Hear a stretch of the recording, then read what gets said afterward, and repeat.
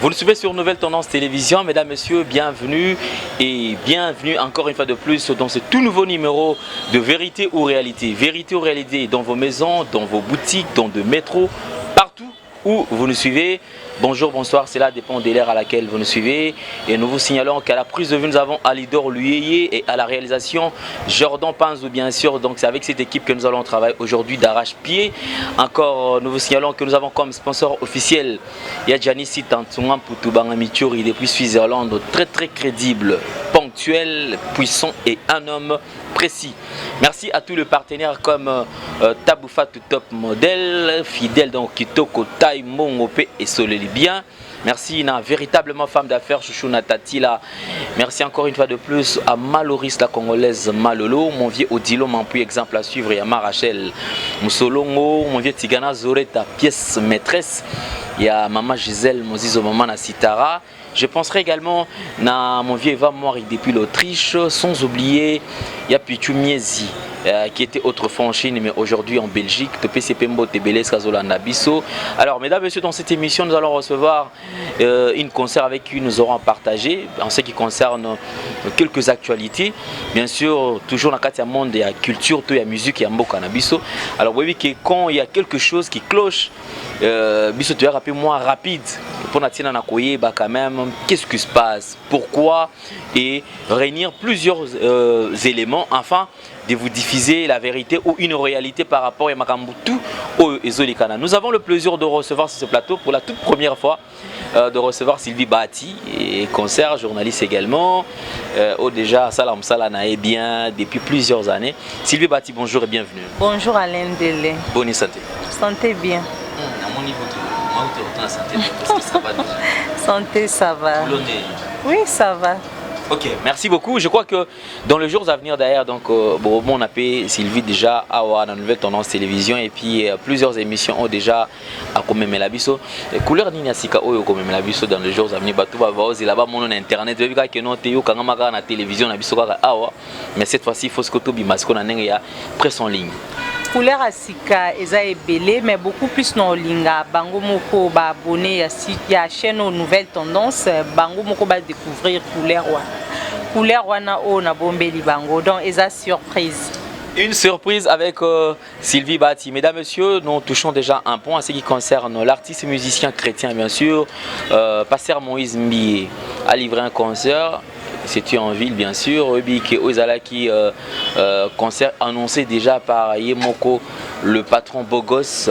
Hein, donc, très puissant, puisque même le barrage d'Ingolo, donc, Nengeloa Nango, est le majestique à l'Obelarango. Donc, et Boss Obdiabouedi numéro 1 à Rotana et Sokin donc à Bédachou déjà qui en a tête il y a production et puis il y a eu plusieurs partenaires bazalaki wana Lina boutique Pezalaki et partenaires bazalaki belé tout le monde qui na ba fiche. Il y a eu plusieurs partenaires, plusieurs sponsors bazalaki on a pour prêter main forte afin que qui est quand même réussite na production on a il y a Pasteur Moïse Mbié.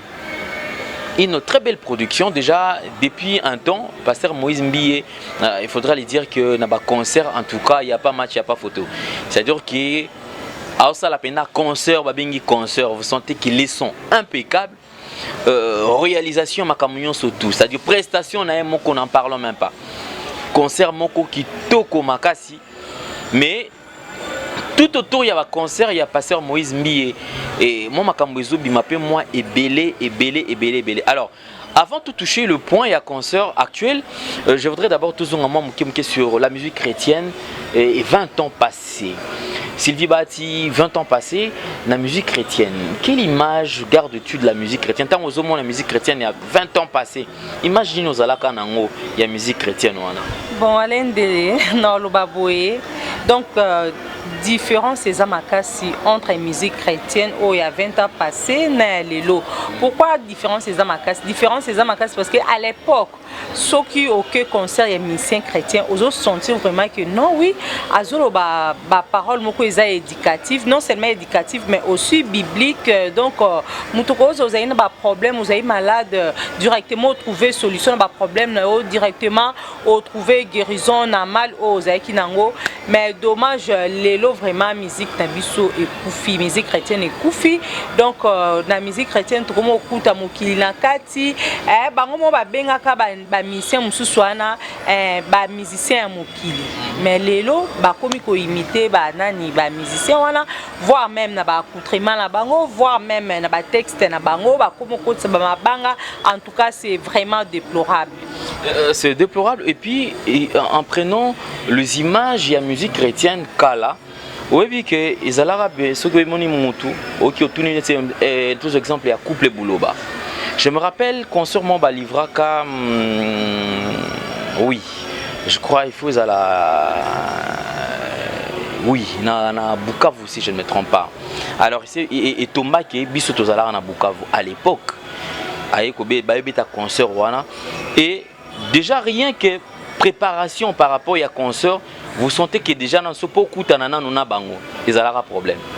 Donc ça dit que beaucoup kota la ko visiter bango déjà na ba stongo bazara déjà na prière.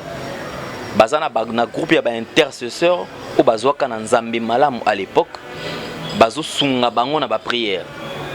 L'église petit n'a pas bateau intercesseur bazo préparer concert wana soko yena ba 15 ça dit bazaki na moi temps moko boye pona kokutana na bateau et puis kokutana na bateau bazaki vraiment kosola mingi parce que bazaki na kati ya idée qui tozo préparer eloko moko ça dit bateau il faut baya na rencontre ya nzambe ça dit tant bazoya pona ko bénéficier de quelque chose bien que entre zaki nango au félé bateau baya et belé jour wana et je me rappelle que atmosphère ya concert wana vous sentez que penza kolongwana concert wana tiozozonga ndako.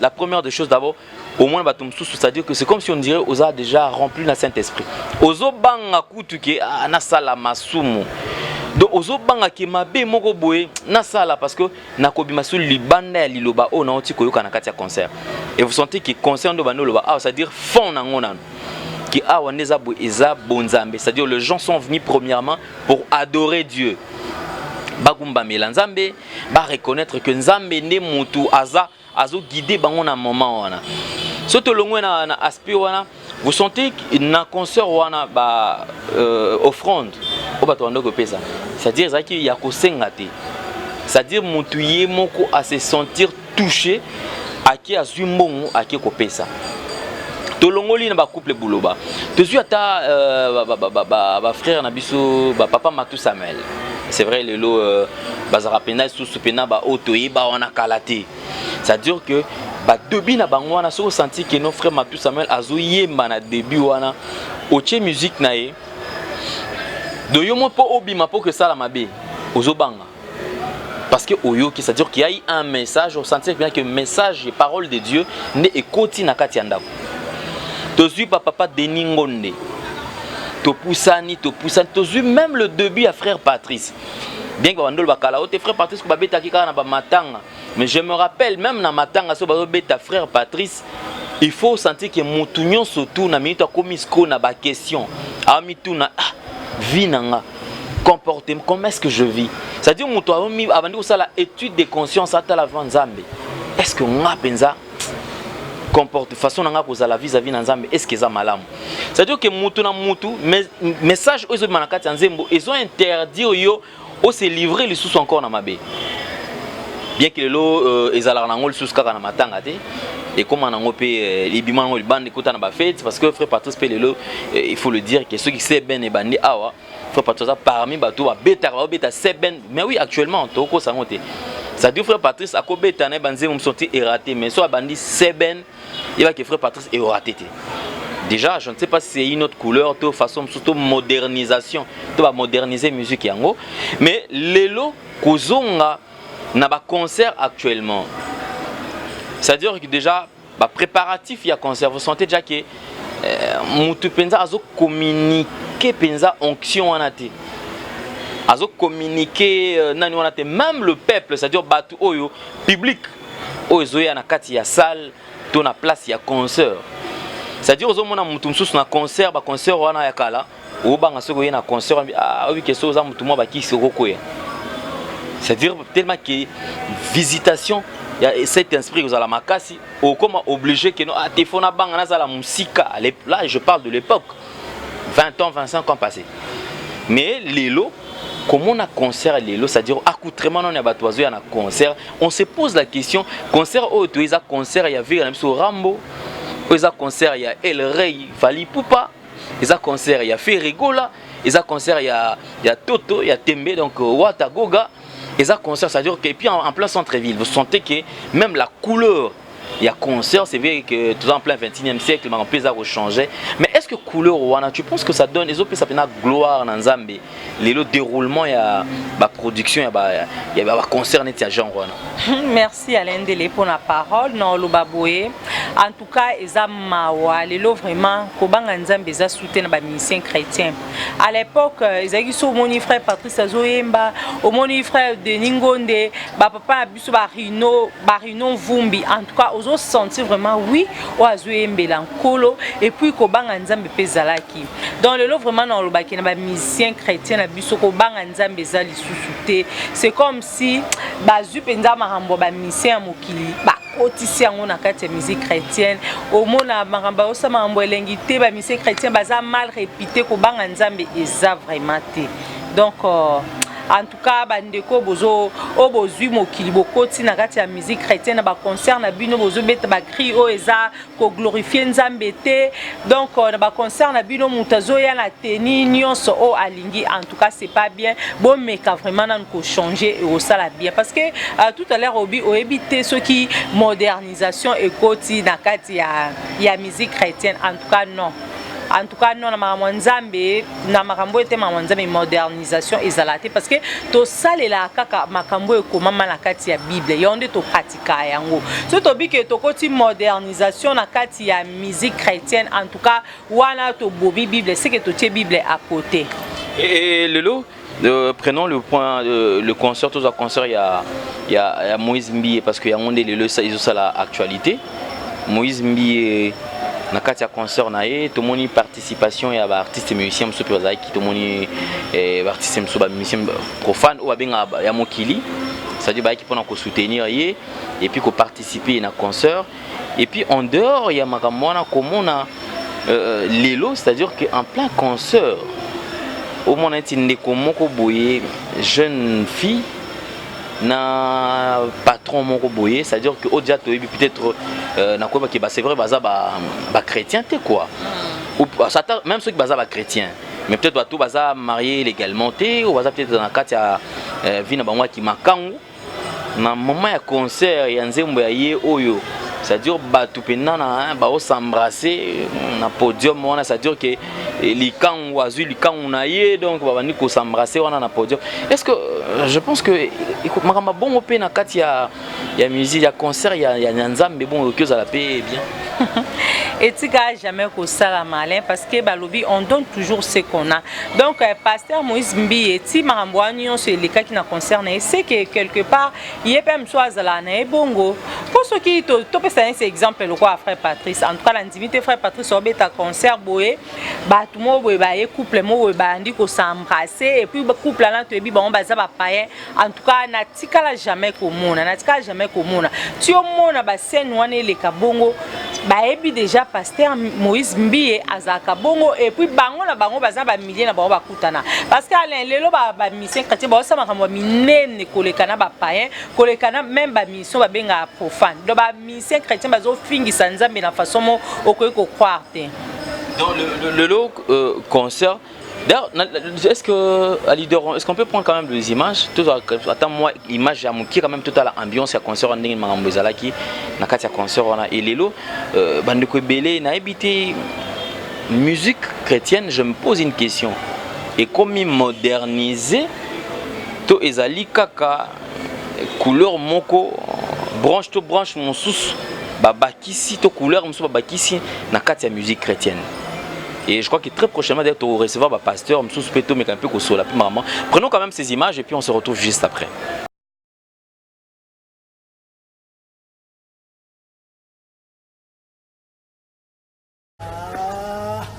Bedachour. Quand je vois Bedachour, je vois Mayo. Allez, danse.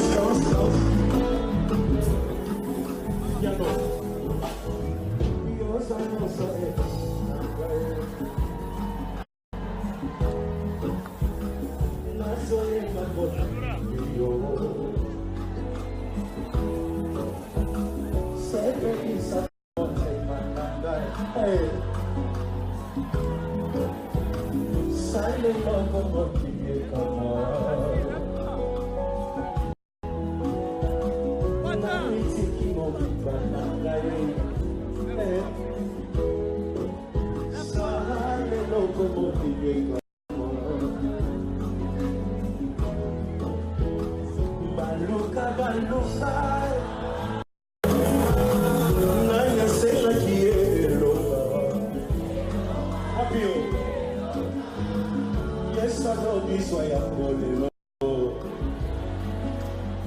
Balance la main, danse avec moi, vous êtes magnifique lumière.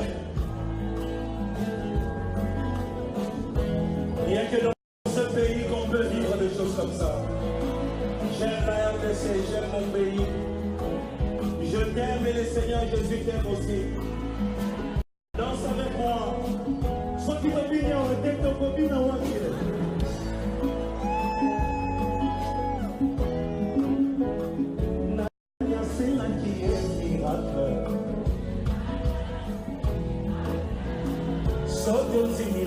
Tu reçois. Ça c'est pour toi. Nanya c'est la qui est guérison. Nani.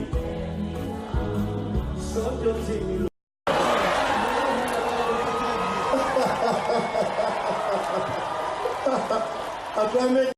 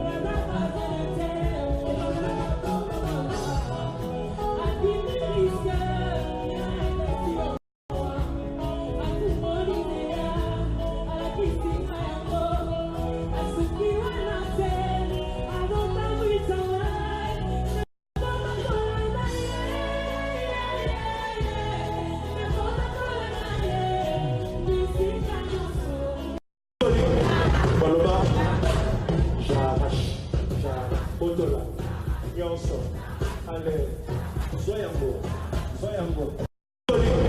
Baloba, j'arrache, Odola, Yonso, allez, soyez en beau. Baloba, j'arrache,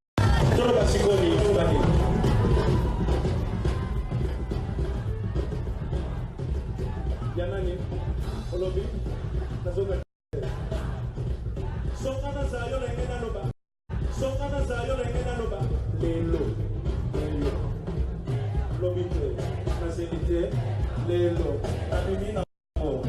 Lelo. Na botoli. Lelo. Na suyango. Lelo. Ekomi yanga. Lelo. Abimina go. Lelo.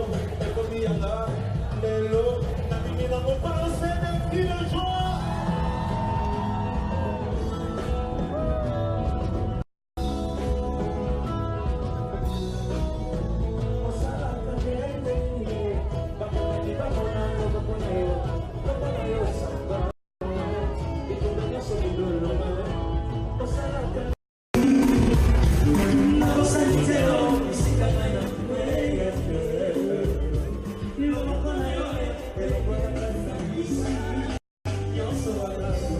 Merci Jordan Panzou, merci également on a Bandegotou Bozo Nabiso et surtout Ming Ming un sponsor officiel Nabiso il y a Janice Tanton pour tout Bangamichuri depuis Suisse-Hollande.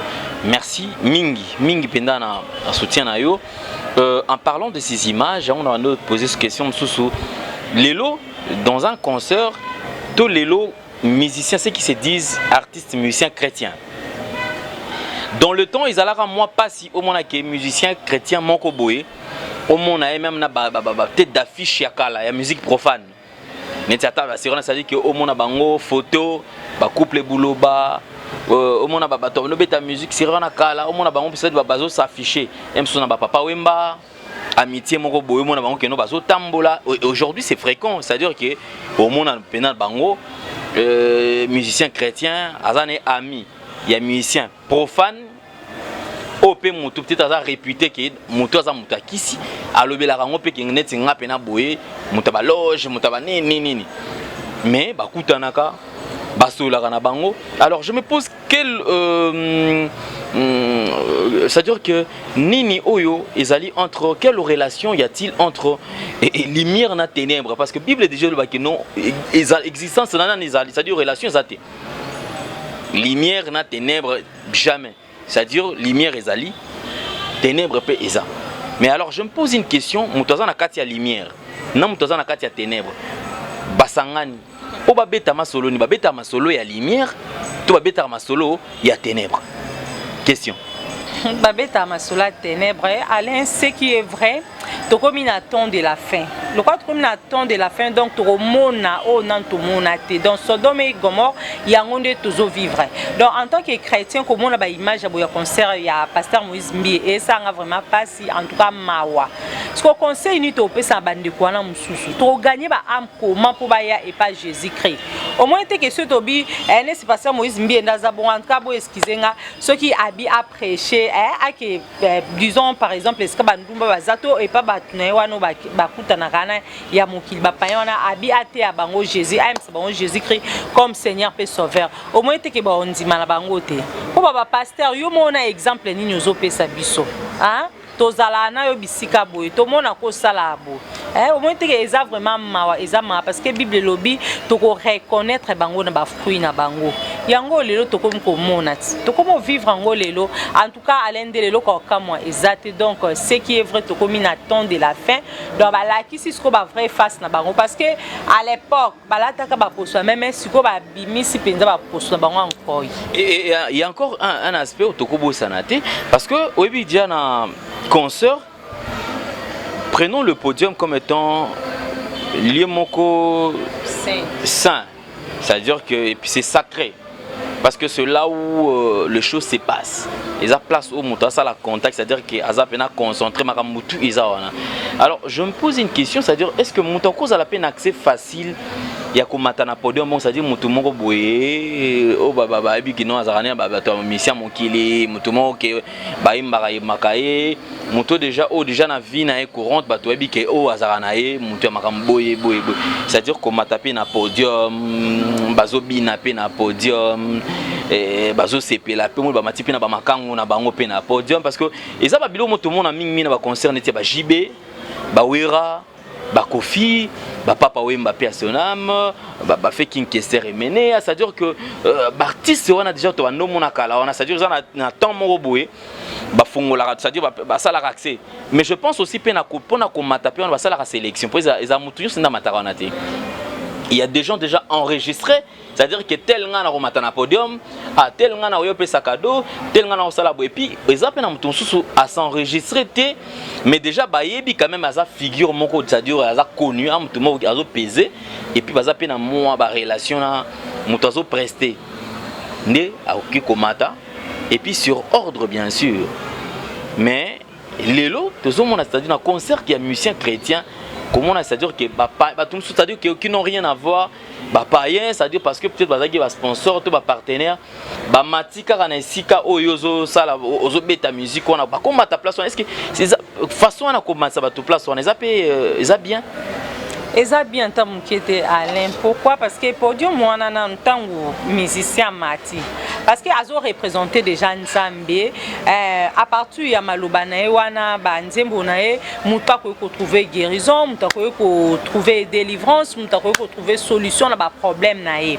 Mais tant comme que yazo yemba ba mati ba makangu baza ko s'embrasser na ba teni moko boye eza vraiment indécente, en tout cas eza bien eza ko glorifier Nzambe te. Donc eza ko likambo sa ba analyse belé te to comprendre déjà que pasteur Moïse Mbi evina eza boye déjà likambo sa ba te parce que quelque part Bible zo ba que chanter c'est prier 2 fois.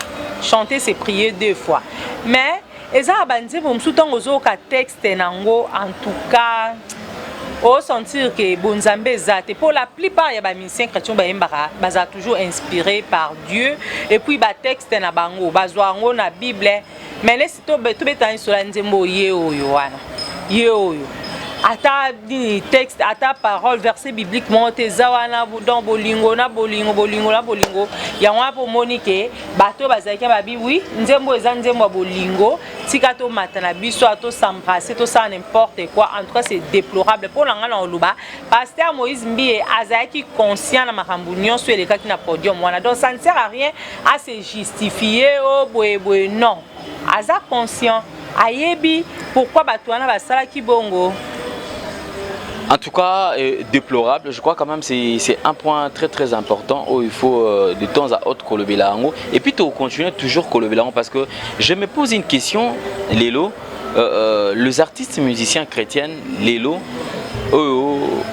bozo ça la musique. Tu as vu que la première des choses, le but, ils ont dans évangélisation. C'est-à-dire que bozo évangéliser Batu na loyembo. Mais en dehors, il y a Maramunion surtout, c'est vrai que vous avez besoin de gagner quelque chose. Il faut azoni sapé yango. Mais objectif d'abord, aux ala majeur zalana nous ko gagner ba âme. Mais où est allé l'autre poser la question, moi makambu ebele. Le musicien chrétien lelo nakati na bango, l'autre fois na banda ko loba awa. C'est-à-dire que on dirait bah tu vas moderniser Nzambe. Nzambe ne bato ando banga ekala babi ate Nzambe faut qu'on moderniser. C'est-à-dire que Dieu on garde toujours son nom mais tout le capto tout créer sous moi bah c'est-à-dire couleur moko boy. Il y a de ceux-là qui prêchent Dieu, c'est-à-dire que moi je ne prêche pas un Dieu Nzambe à pauvreté. D'accord. Ngana prêcher Nzambe ce qui ya boy. D'accord. Et lorsqu'un serviteur de Dieu qui veut tout simplement tourner tout autour du buzz, c'est pour gagner quoi par exemple? C'est pour que gloire puisse revenir, nanani. Serviteur de Dieu.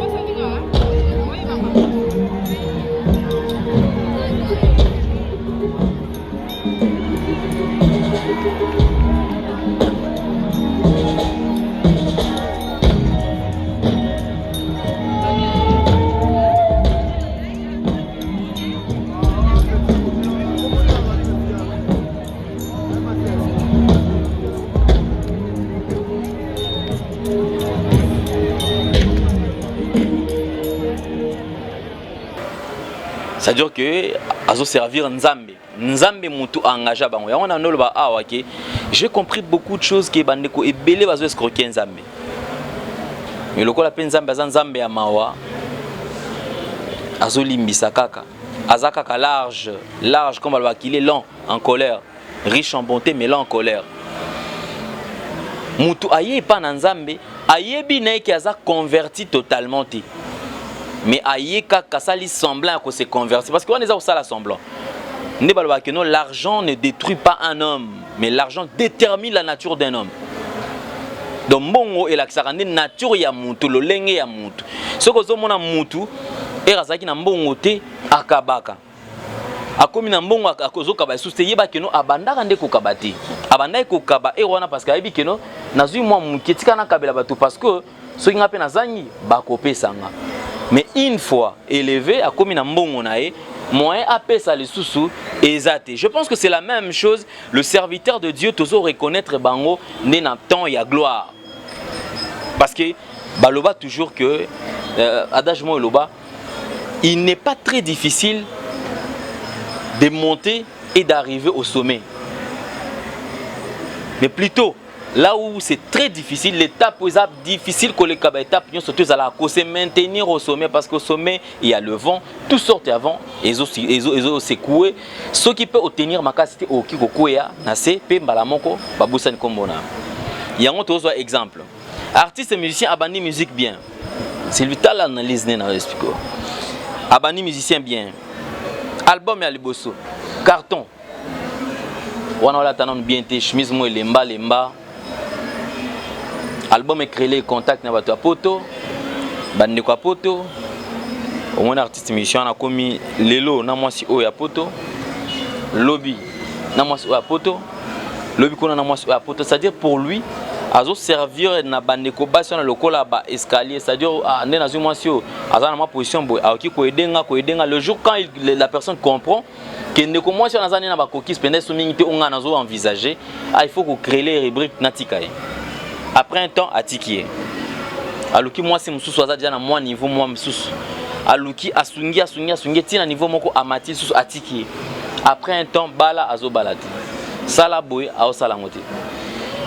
Une fois na gloire, au moni mutuana ameki 5e album et simbate. 6e album et simbate.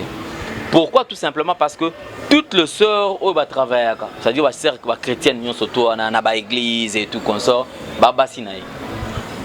Moi à maintenir so afin d'assurer la gloire ezati akiti akomika moni frère ayemba kanzembo yo frère wana.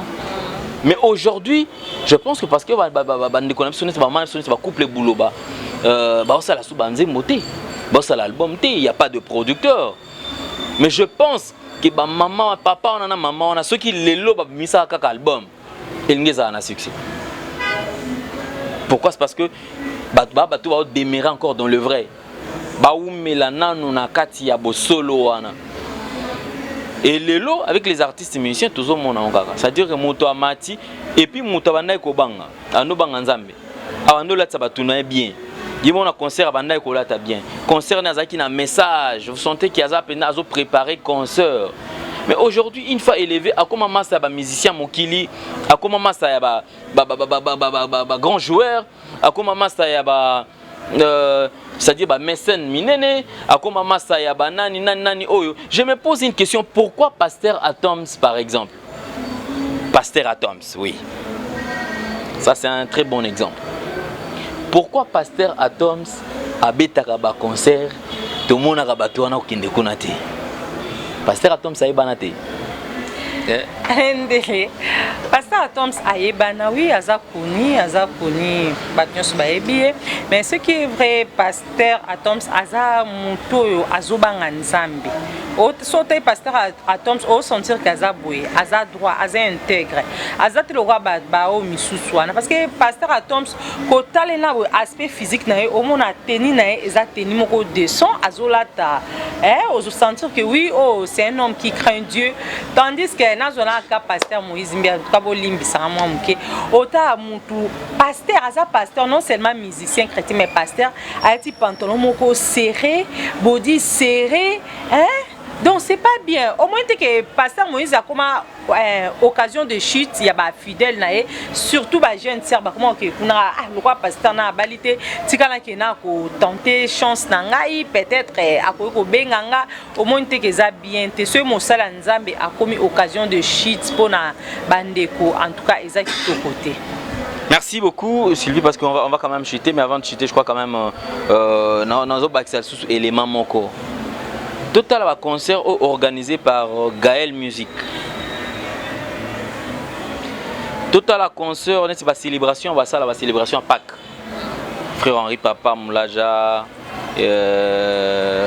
bazala des fois Pasteur Atoms, bazala sur Cédric Katambay, bazala moi clique à moi va te belé, sur Pasteur Lod, Lombo, Banani. Mais seulement en fait il y a des gens qui viennent dans ces concerts. Au début que Aza païen, à qui peut-être qu'on bénéficie de la parole parce que Baza interdit un accès dans le concert.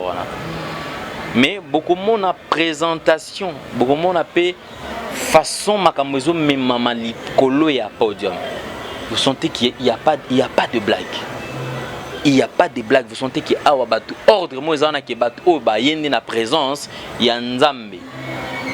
Mais à un moment donné, arrivé dans un concert, on dirait concert moko héritier watana bazo beta na Atlantico, le roi de la forêt beta na Zénith. Jésus Denian ça beta na village chez Temba, pas vient na biso kaimbe chez Temba. El rey msazo beta na beta na Rotana wana. C'est-à-dire qu'il y a une confusion qui tourne tout autour, il y a la production. Mais j'ai toujours répété que c'est tout ça impartial. Tout ça au milieu du village, on n'a rien à voir avec le pasteur Moïse Mbie. Parce que c'est qui est vrai, pasteur Moïse Mbie, par rapport à la qualité, son impeccable. Toki na mamba clip na Mikolo, en tout cas ça la blague. C'est-à-dire ça va clip ya kitoko. Vous sentez que Babilo, il y a quand même une certaine touche moro boiseau mais ya kitoko, il y a bien, il y a classe. Même Mike Kalambay, je disais toujours que Mike Kalambay a besoin de perfection, a besoin de couleur moi kitoko. Côté capé image parce que Dieu n'est pas pauvre, oui, d'accord. Mais cela n'exclut parce que mon ati kalana katia bosolo to nako respecter mon boko ne balobaka na lingala. Donc tout ça exemple caraya Pasteur Atoms. Regardez l'attitude de cet homme de Dieu. Regardez les comportements de cet homme de Dieu. Regardez et écoutez au fait, suivez ses interviews. Vous sentez qu'il communique quelque chose et puis vous sentez que eloko moko boé est différent des alliés. Une chose est différente, vous sentez qu'il est obimakati nae.